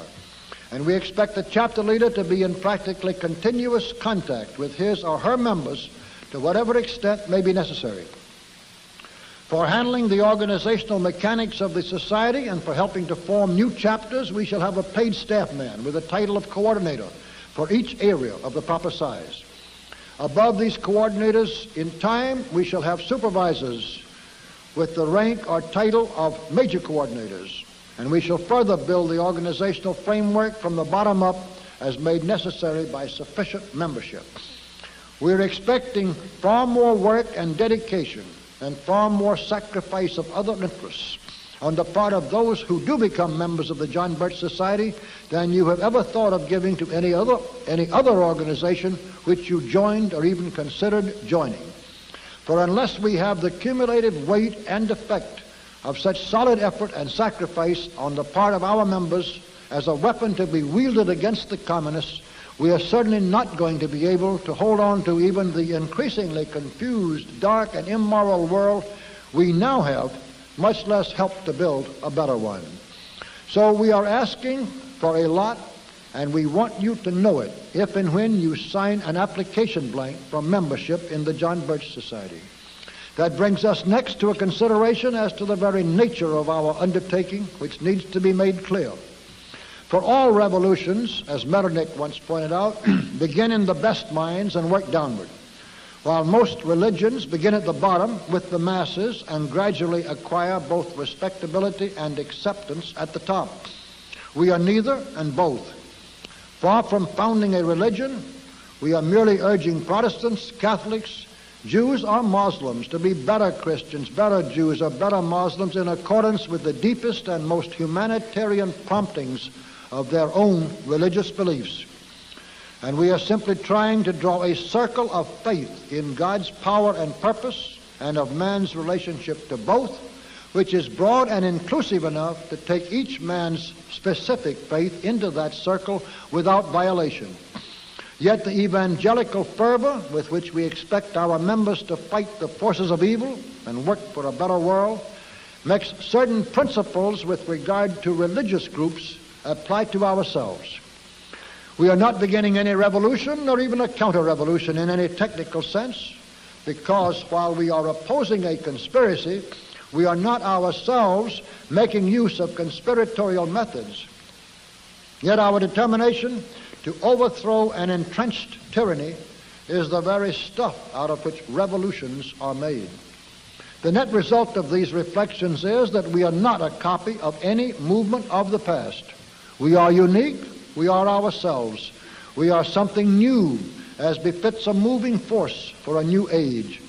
We believe in profiting by all human experience, but we shall make our own amalgam of the organizational metals forged by that experience with the mercury of our own purpose. Without donning sackcloth and ashes, we shall try to inspire saintly men to join our efforts to make this a better world.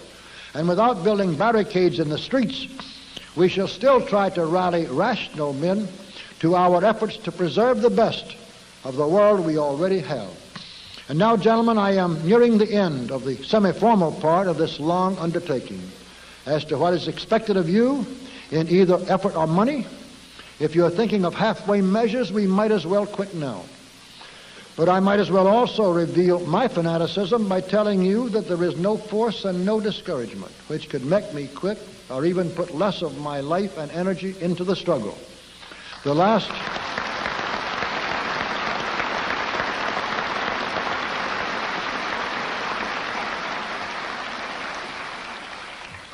resort of my own mind has been expressed by Louise Imogen Guinea. To fear not sensible failure, nor covet the game at all, but fighting, fighting, fighting, die, driven against the wall. I repeat, however, that we do not have to die driven against any wall, nor do we have to lose the struggle at all.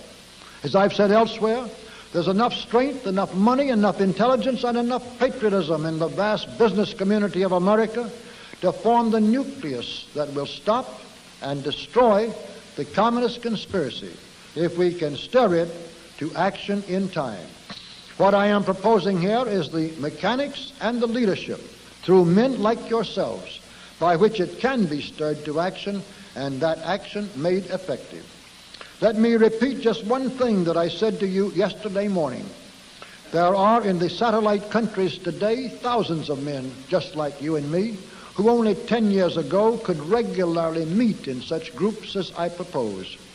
Not only that, but they could go out openly with and before larger groups to try to spread the alarm and to stop the communists from taking over their countries.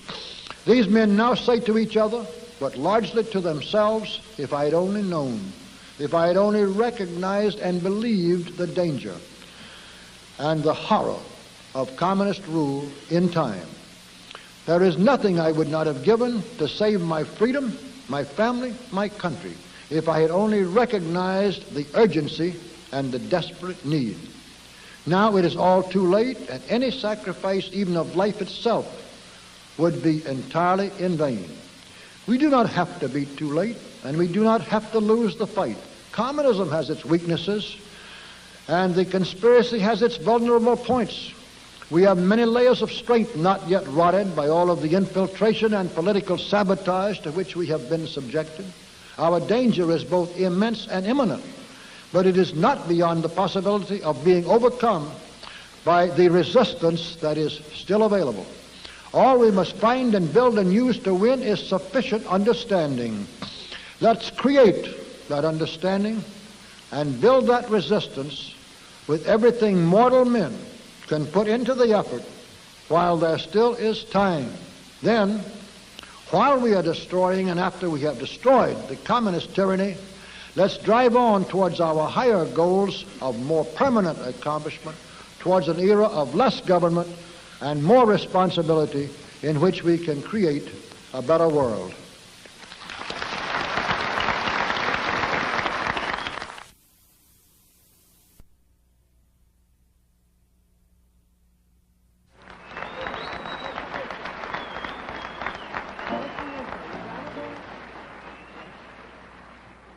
And now, ladies and gentlemen, you can simply be yourselves again.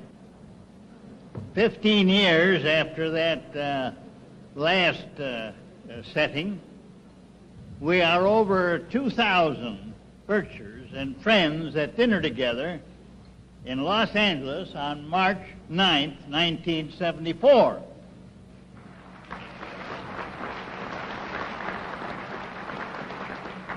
Those of us at this table that were a part of that party of 11, and I'm sure all of you now have a realization of how accurately prophetic Mr. Welch was 15 years ago.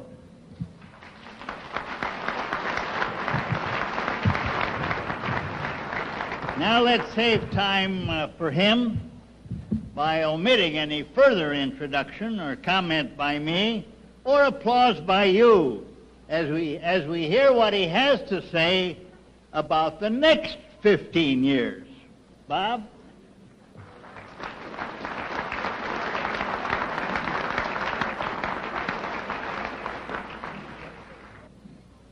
Ladies and gentlemen, we shall now condense what needs at least 2 full days into 30 minutes. So please forgive the extent to which these remarks become both cryptic and staccato. We pick up at the point where I had just finished the last line of the 2-day presentation at Indianapolis. Then Macmillan leaned forward in his chair, holding out towards me what looked like an old envelope on which he had been scribbling. I stepped forward, took it, went back behind the podium, and then, to my delighted surprise, was able to hold up for the other 10 men to see a check from Ben to the John Birch Society for $1,000 with a note that read, "Here, Bob, we're in business."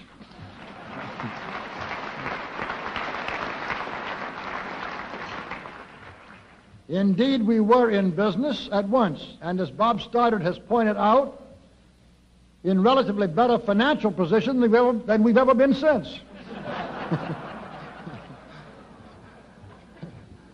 What's more, we proceeded to survive in a bitterly hostile environment and are now still celebrating our 15th anniversary, which occurred exactly 3 months ago. So we begin this look toward the future with an extremely brief glance at the past. Section A, some points to remember. 1, throughout all of the diverse pulling and pressures from within and from without, the Society has been kept strictly on its originally charted course. 2, it is still unique as the only cohesive, voluntary, non-religious organization for adult education on a permanent nationwide basis in all human history. 3, consequently, the Society has had to become a pioneer in almost every respect, not only as to its organizational structure, but by creating its own means and methods for carrying out this educational task. 4, It offers the only kind of opposition which the collectivists in general and the contemporary international conspiracy in particular have never faced before. We have maintained education as our total strategy and truth as our only weapon. So the conspiracy has known only one way to fight back, which was never try to refute the accusations, but always seek to destroy the accuser. Consequently, the Society, from the time it was 2 years old, began to face more vicious smears, lying propaganda, massive attacks, and undermining tactics than have ever been turned on any other non-religious group in America. 5. Despite those impediments, our thoroughly organized educational program is now functioning solidly, continuously, and with rapidly increasing effectiveness in all 50 states. Also at an embryonic stage in 3 foreign countries, and with an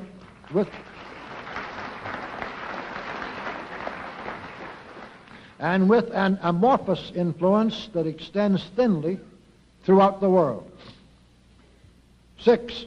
The educational tools and methods of the John Birch Society now include books, pamphlets, and reprints distributed by the millions of copies per year, a monthly and a weekly magazine which are becoming increasingly recognized as authoritative in their field, films, film strips, records, reel-to-reel tapes and cassettes, which altogether are played to an enormous quantity of people, and a speakers bureau which, when measured by the number of engagements filled or the total audience reached, we believe to be the largest in the world. 7. Through literally thousands of ad hoc committees, including our speakers forums, we have multiplied the reach and effectiveness of our actual members at least fourfold. 8. Through the tireless patriotic thought, labor, and dedication of its staff and tens of thousands of its members, the Society has played an extremely important role in certain basic battles staged by the conspiracy. These have included our part in preventing the establishment of a Negro Soviet Republic in the southeastern states, our stopping cold almost entirely through the impact of Alan Stang's pamphlets and speeches, a similar movement by Reyes Tijerina to set up a Chicano independent government in some of our southwestern states, and largely by using patriotic Indians as our speakers and project leaders, our current blocking of a similar American Indian movement so decisively that the communist-controlled scoundrels at the head of it are blaming us for all of their troubles. 9.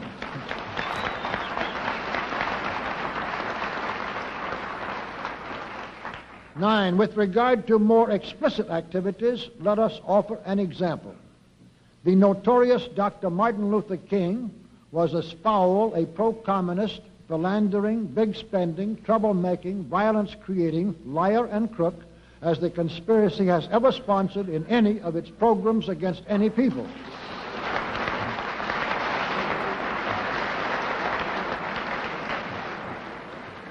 And almost single-handed, through our very courageous and patriotic Negro speakers, we exposed these facts so thoroughly that King became only an embarrassment to the insiders like Nelson Rockefeller who were financing his carnival show.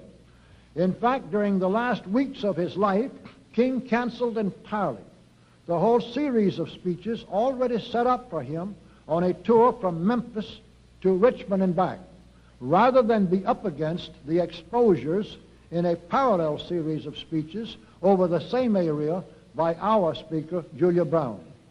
He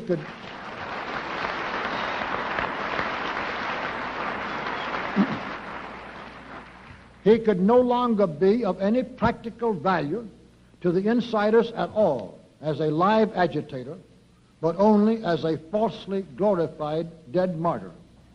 So much to our regret, that gruesome transformation was arranged by the conspiracy in very short order. Also, let us mention the magnificent role played by our Support Your Local Police Committees all over the United States in putting an almost complete end to the communist-inspired and communist-controlled civilian police review boards. These boards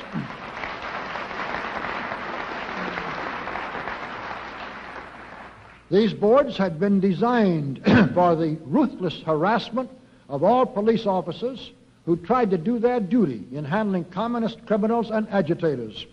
And there have been about 40 other similar specific accomplishments of major or appreciable importance for which the Society has been responsible in the course of its efforts to expose and slow down or stop various projects of the conspiracy. 10, and most important of all, is a general consideration. For a dozen years, there have been unceasing efforts, mostly behind the scenes, on the part of both Richard Nixon and William F. Buckley, Jr., to damage or destroy the John Birch Society. There have been more open but recurrent attacks, frequently laced with vicious lies, for the same purpose on the part of some 30 senators, governors, and pundits of the press and the airwaves. Yet despite all of these smears, the standing and character of our members, the dependability of our educational tools, and the quality of our methods have gradually brought about an immense change in the attitude of the public towards the John Birch Society, until today the fraction of the public that feels favorably towards the Society has climbed from about 4% to at least 50%. And a final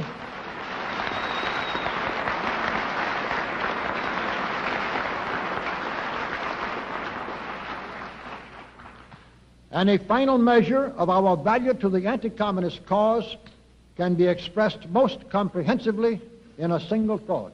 Suppose there had been no John Birch Society at all, and no sign of its educational program over these past 15 years. Then just try to imagine how much more completely in the dark the American people would be today about all that is happening, and how tremendously easier it would be for the insiders of the conspiracy to carry out the final steps in their plot to enslave us. Section B, how fares the other side?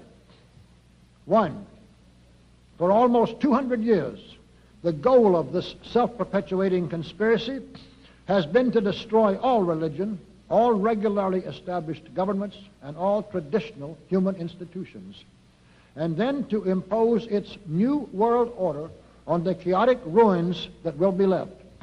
The conspirators have never been able to destroy anything of importance, however, by attacks from the outside, but only by subversion from the inside. Almost every member of the conspiracy, therefore, leads a continuous life of falsehood to his friends, of pretense to the public, and of underlying doubt with regard to his own future. From Alger Hiss to Richard Nixon, every communist or insider has a gnawing fear that although he is a peacock today, he may be a feather duster tomorrow.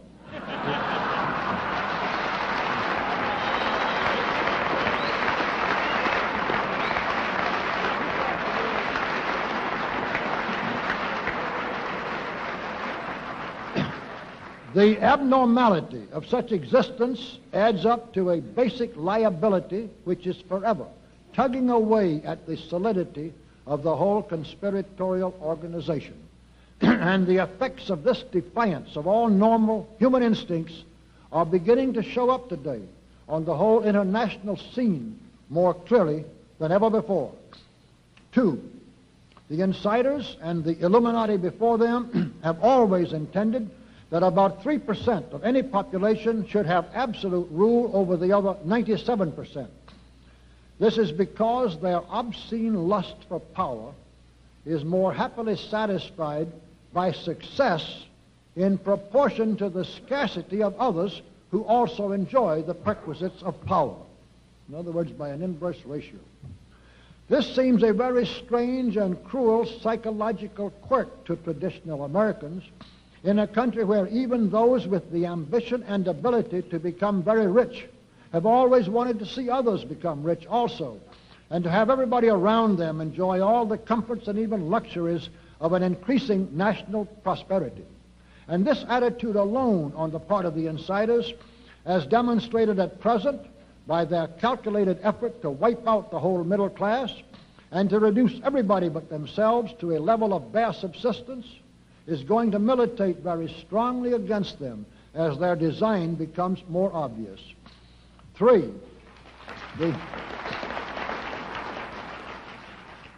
the whole conspiracy always has been and still is an overextended, very thin shell of power being constantly enlarged by bluff, audacity, and the ruthless use of terror.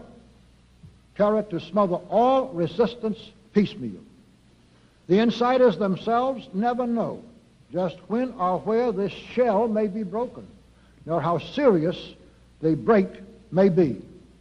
The forced exile of the pro-communist King Constantine of Greece by an anti-communist military junta was one example. A more recent one has been the replacement of Salvador Allende, the communist boss and would-be tyrant of Chile, by an anti-communist military group.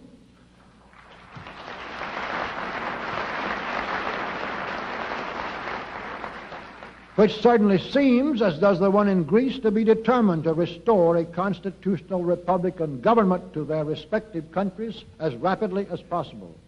The conspiracy certainly cannot be sure of what is going to happen on mainland China when Mao Zedong dies, or how long Willy Brandt can last in West Germany when, despite all of the moral support that Richard Nixon could give him, he still barely won the last election in 1972 by 2 votes which were purchased through outright bribery. Also, of course, Pierre Elliott Trudeau, still ruling Canada without even a majority, could have the sordid facts of his utterly treasonous and criminal past begin to catch up with him in the minds of the Canadians. And there are a dozen other seriously weak spots in the shell where there could be a blowout at any time. 4, in Soviet Russia itself, as you may learn from all the trustworthy news that you can excavate, there is doubt that even another Stalin could hold the lid down tight enough on the boiling pot. There is a crime wave among the youth at least equal to our own. Over half of all crimes of assault, robbery, rape, and hooliganism by children of the ages of 16 and 17 are due to intoxication. A recent report showed that over 80% of these youngsters had started drinking vodka before they were 16. There are now increased fines for parents and jail sentences for others who encourage youth under 18 to escapism from sordid reality by the nepenthe of alcohol. But even these tender attentions from a loving Big Brother government do not seem to provide the promised degree of bliss in this communist paradise. Nor does anything else. Charges of ideological aberration and even treasonous heresy by some officials against other officials have become commonplace. Solzhenitsyn has had plenty of company among scientists as well as other writers in risking imprisonment, torture, or death for complaining about the inhuman conditions and the spread of terror in many parts of the vast Soviet Union besides the prison camps. Even after half a century of unceasing attempts to stamp out all religion, the powers that be today, and some have some hopes of still being tomorrow, are now having some trouble with a religious revival, more trouble than for many years.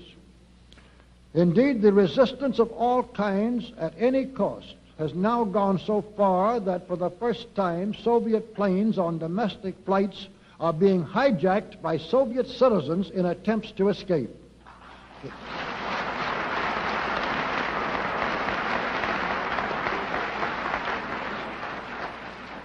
The plain truth is that the commissars who are trying to rule the Soviet Union today are sitting on a powder keg which would blow up at any minute that they ceased to have the ostentatious financial support, moral support, and material support of the United States government. And the same thing is true of a great many other regions within the vast communist corral of nations. 5, the truth is that everything now depends more than ever before on what happens in the United States. And this is a shaky reed on which the insiders are leaning. They are using the protracted assault on Nixon to distract American minds from what Nixon is still doing to advance communist plans. Also to cause distrust and despair in American minds about our whole economic political system, so as to get an easier acceptance of drastic changes which spell communism. But they're also generating some very serious bitterness and rivalries within top revolutionary circles. Few men, if any, have ever done more to increase communist power and prestige at home and abroad than Richard Nixon, and few have been more skillful at cementing grateful communist commissars and ambitious insiders into the circle of his own support.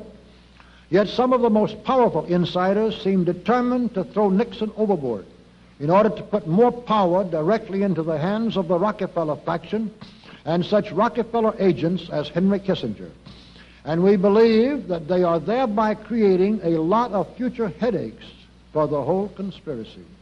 6, more important than any of these considerations, however, is a now rapid awakening among the American people. What happened to the Equal Rights Amendment last year and to the Genocide Treaty and the Land Use Bill this year are just straws in the wind.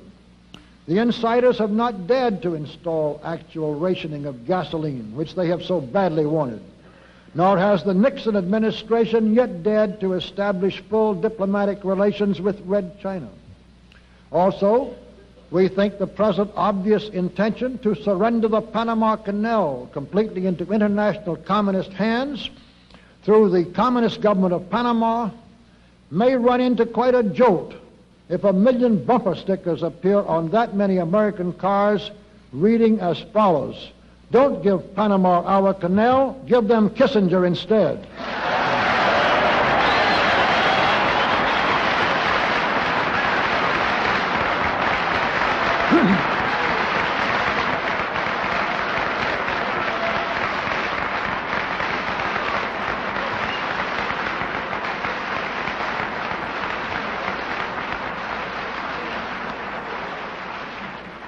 And ladies and gentlemen, we are accepting orders for those stickers right now at 4 for $1.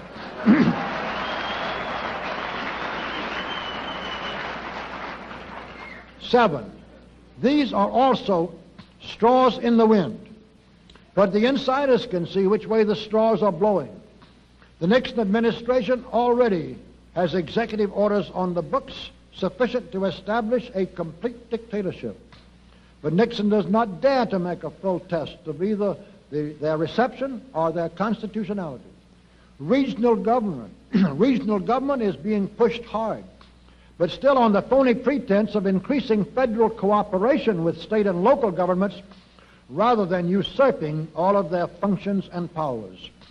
The drive for more and bigger crime waves, although fully supported and encouraged by the pro-communist governors of at least 5 states, has not yet dared go far enough to make the American people welcome a national Gestapo. All of the conspiratorial forces, with municipal, state, and federal backing, have not yet succeeded in taking our guns away from us.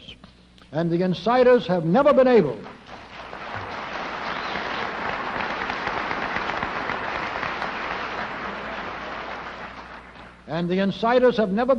to establish permanent communist rule over any country whose citizens were armed.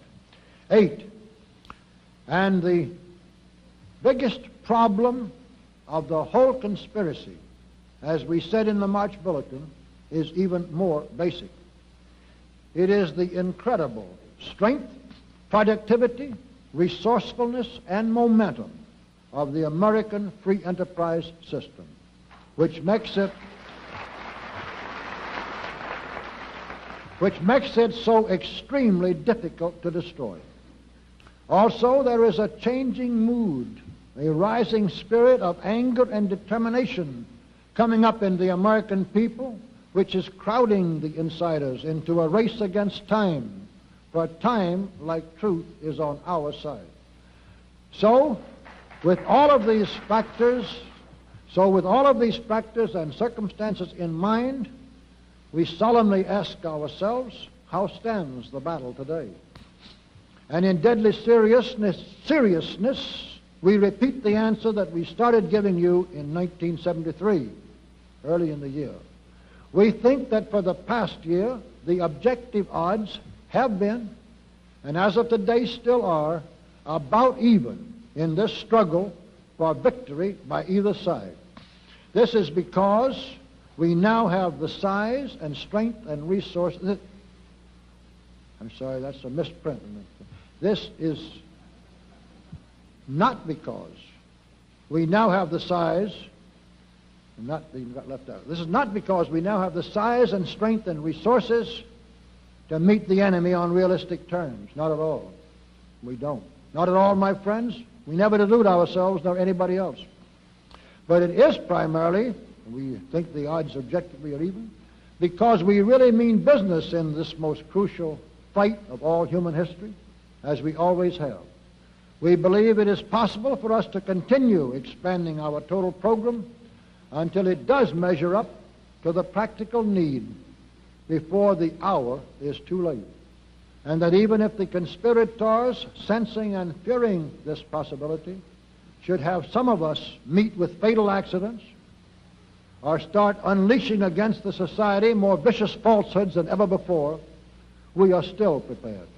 Our total undertaking now has the organization, the experience, the courage, and the willpower to use our growing strength to best advantage, to act as a catalyst and a rallying point for the patriotic uprising that is now underway, and thus to play a decisive part in helping to save our country and hence our whole civilization from the living death that is called communism. Section C, which is the last of the three sections in this. Section C. So what must we do to be saved? Having thus used 2/3 of our time on the background of this speech, let us now use the other third on the substance that will justify its title. So we first answer our question in the words of St. Augustine. We must pray as if it were all up to God, but work as if it were all up to us.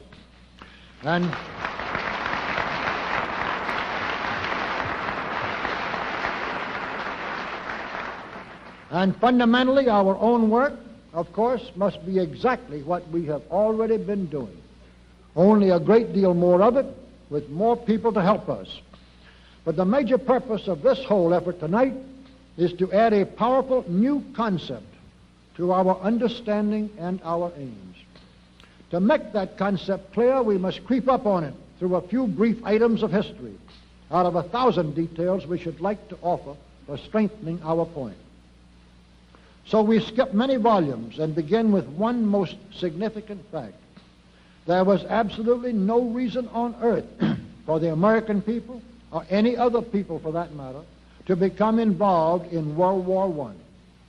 The whole horrible conflict was deliberately plotted and brought about by insiders of the master conspiracy through their working in and on the governments of both sides with loyalty to none. Their objective was to create the ways and means through which the war could be used to advance the communist movement. The insiders' three major goals in this respect with regard to World War I were A, to overthrow the government of Russia and enable the communists to establish there a first physical base of communist power. B, to drag the United States into this kind of totalitarian foreign war with all the changes in the structure of our government and the outlook of our people that the war would make possible. And C, to give birth to the embryo of their future world government in the form of the League of Nations.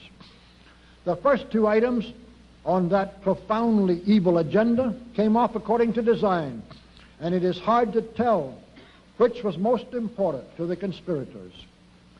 For from our entry into World War I, there was a prompt beginning and thereafter a gradual development over the next 25 years of the role of the United States as a food supplier, equipment manufacturer, prestige builder, financial angel, ideological disciple, general benefactor, wartime ally, military arsenal, and vicious hatchet men for the Soviet communists.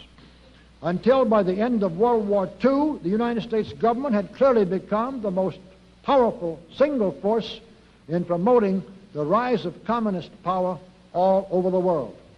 Most of this was exactly in line with what the insiders in the United States and elsewhere had plotted and expected. So naturally, they had used many waves of deceptive propaganda with much diplomatic trickery by their tools in all the governments involved, and every act of cold-blooded murder or vicious treason to their respective countries, which Woodrow Wilson and Winston Churchill together could devise in order to involve us in World War I and its aftermath at Versailles.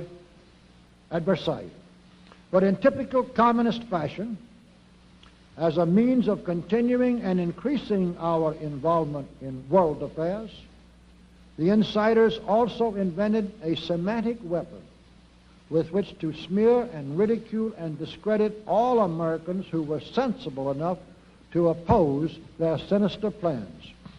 The basic term of this ideological tool was isolationist, or isolationism.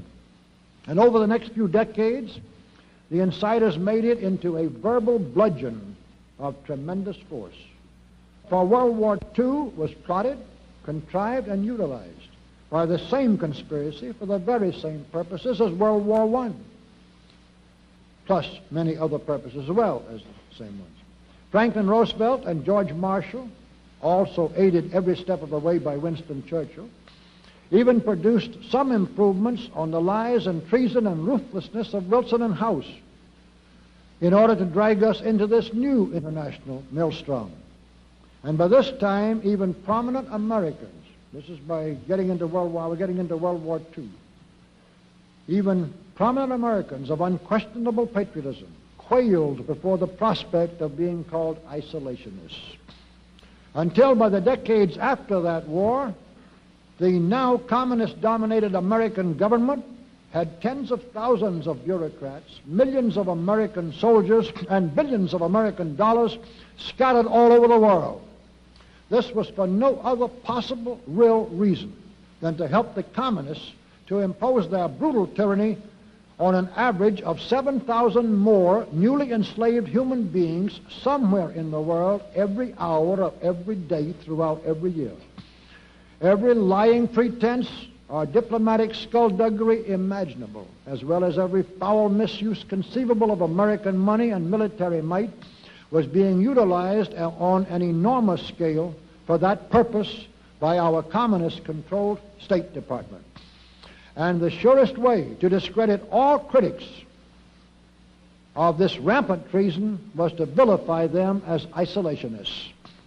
But the time has come at last when it is both wise and possible to identify this brazen fraud as one of the most blatant big lies in the whole realm of communist propaganda. So brush the insider's dust out of your eyes, my friends, and the communist soap suds out of your brain, and ask yourselves in all honesty, what on earth is wrong with the United States simply minding its own business?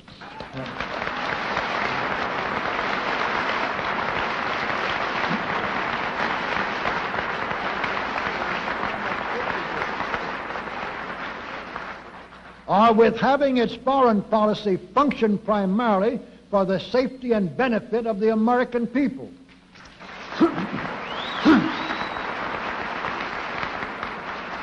Which is exactly what we had done for the first 140 years of our existence as a nation, to the incredible advantage of ourselves and everybody else. Everybody, that is, except a numerically small clique of power-lusting conspirators who had somehow inflicted themselves on a gullible world. We do not have to pull into our shell by any means. Certainly we had never done so when Yankee clippers sailed the 7 seas, or when American automobiles first began to put the whole world on wheels. The United States should be glad to maintain the comfortable minimum of diplomatic relations with every civilized nation, as we always were. Our people should certainly be glad to exchange commercial goods, cultural productions, and happy visits with the people of all nations, as we always have been. But we should remember Richard Cobden's famous warning that real peace and happiness will come to this earth when the peoples of different countries have as much to do with each other as possible and their governments as little as possible.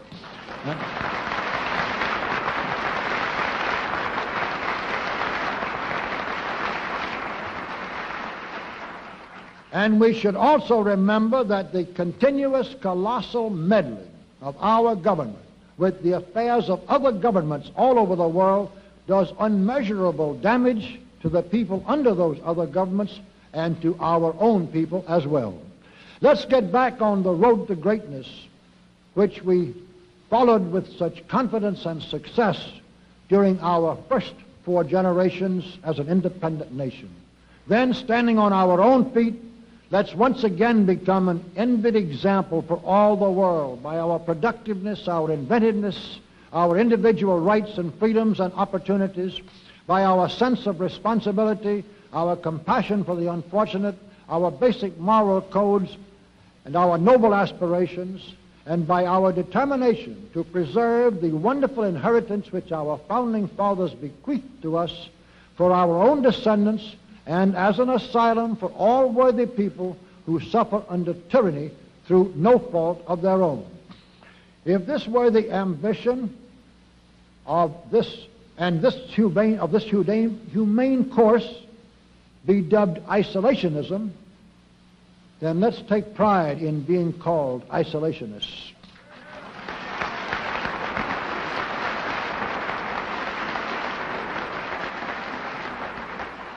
Above all, let's not be prevented from using our common sense, from leading patriotic lives, and standing on our God-given rights through fear of a tricky phrase invented for that very purpose by the most vile and merciless criminals in all human history. Section D. I thought I'd combine this in Section C when I said it was the last, but I noticed I split it, and I do remember now I did finally split it. But anyway, it's the last half of the last section, so let me encourage you. Section D, in conclusion.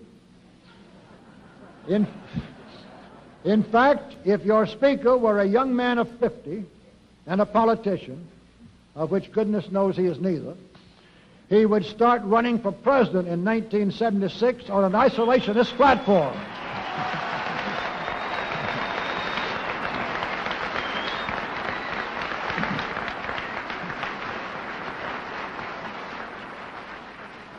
And the internationalist insiders might be amazed at how many millions of Americans would come surging to his support. So we offer the idea free to any qualified person who wants it. While we turn to a very brief summarization of what we hope the John Birch Society will help and even sometimes lead the American people to accomplish during the next 15 years. 1, our first and most important specific undertaking should be to restore the complete independence of the United States.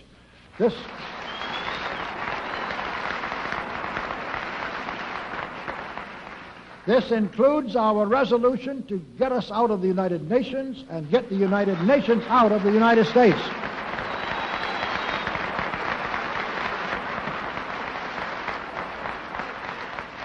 Two, we must once again make our money freely redeemable in gold at some realistic price.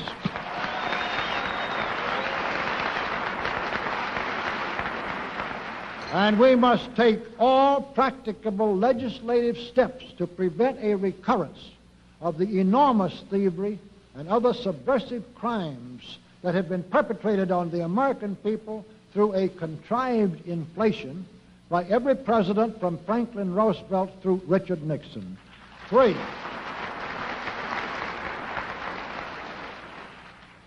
we should reduce the number of government bureaus, of government civilian employees, and the whole quantity of government by at least 50%.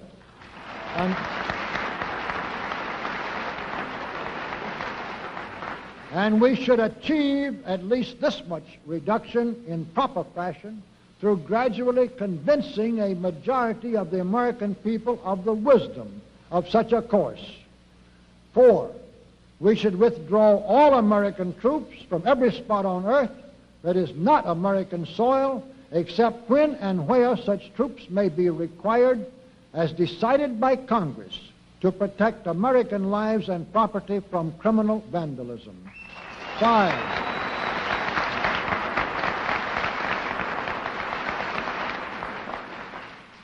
5, we should get government out of the areas and functions and activities where government does not belong. Again, all steps to this end should be taken gradually, but nevertheless just as rapidly as enough of the American people can be persuaded to support such progress. Any such achievement will require a truly massive educational force, but that's exactly what we hope to build during the next 15 years. We could go ahead for at least 100 numbered items, but the John Birch Society will undoubtedly be working on more than that many specific projects, which will be laid out in its bulletins before another 180 months will have rolled around. And all of these projects will fit into the general pattern indicated by the 5 major objectives listed above. So let's really wind up this marathon monologue with one final thought. None of us can guarantee anything about what the future will bring. Your speaker knows what a job we have before us to rid our country of the scourge of communism within the next few years, and then to go ahead on our constructive program so well that 15 years from now we shall already be entering an era of far less government, of a much sounder sense of responsibility, and, with God's help, of a better world. But I sincerely believe that it can be done, and this much I know. If every man and woman in this audience should leave here tonight feeling in his or her own mind and heart that it can and must be done, then it surely will be.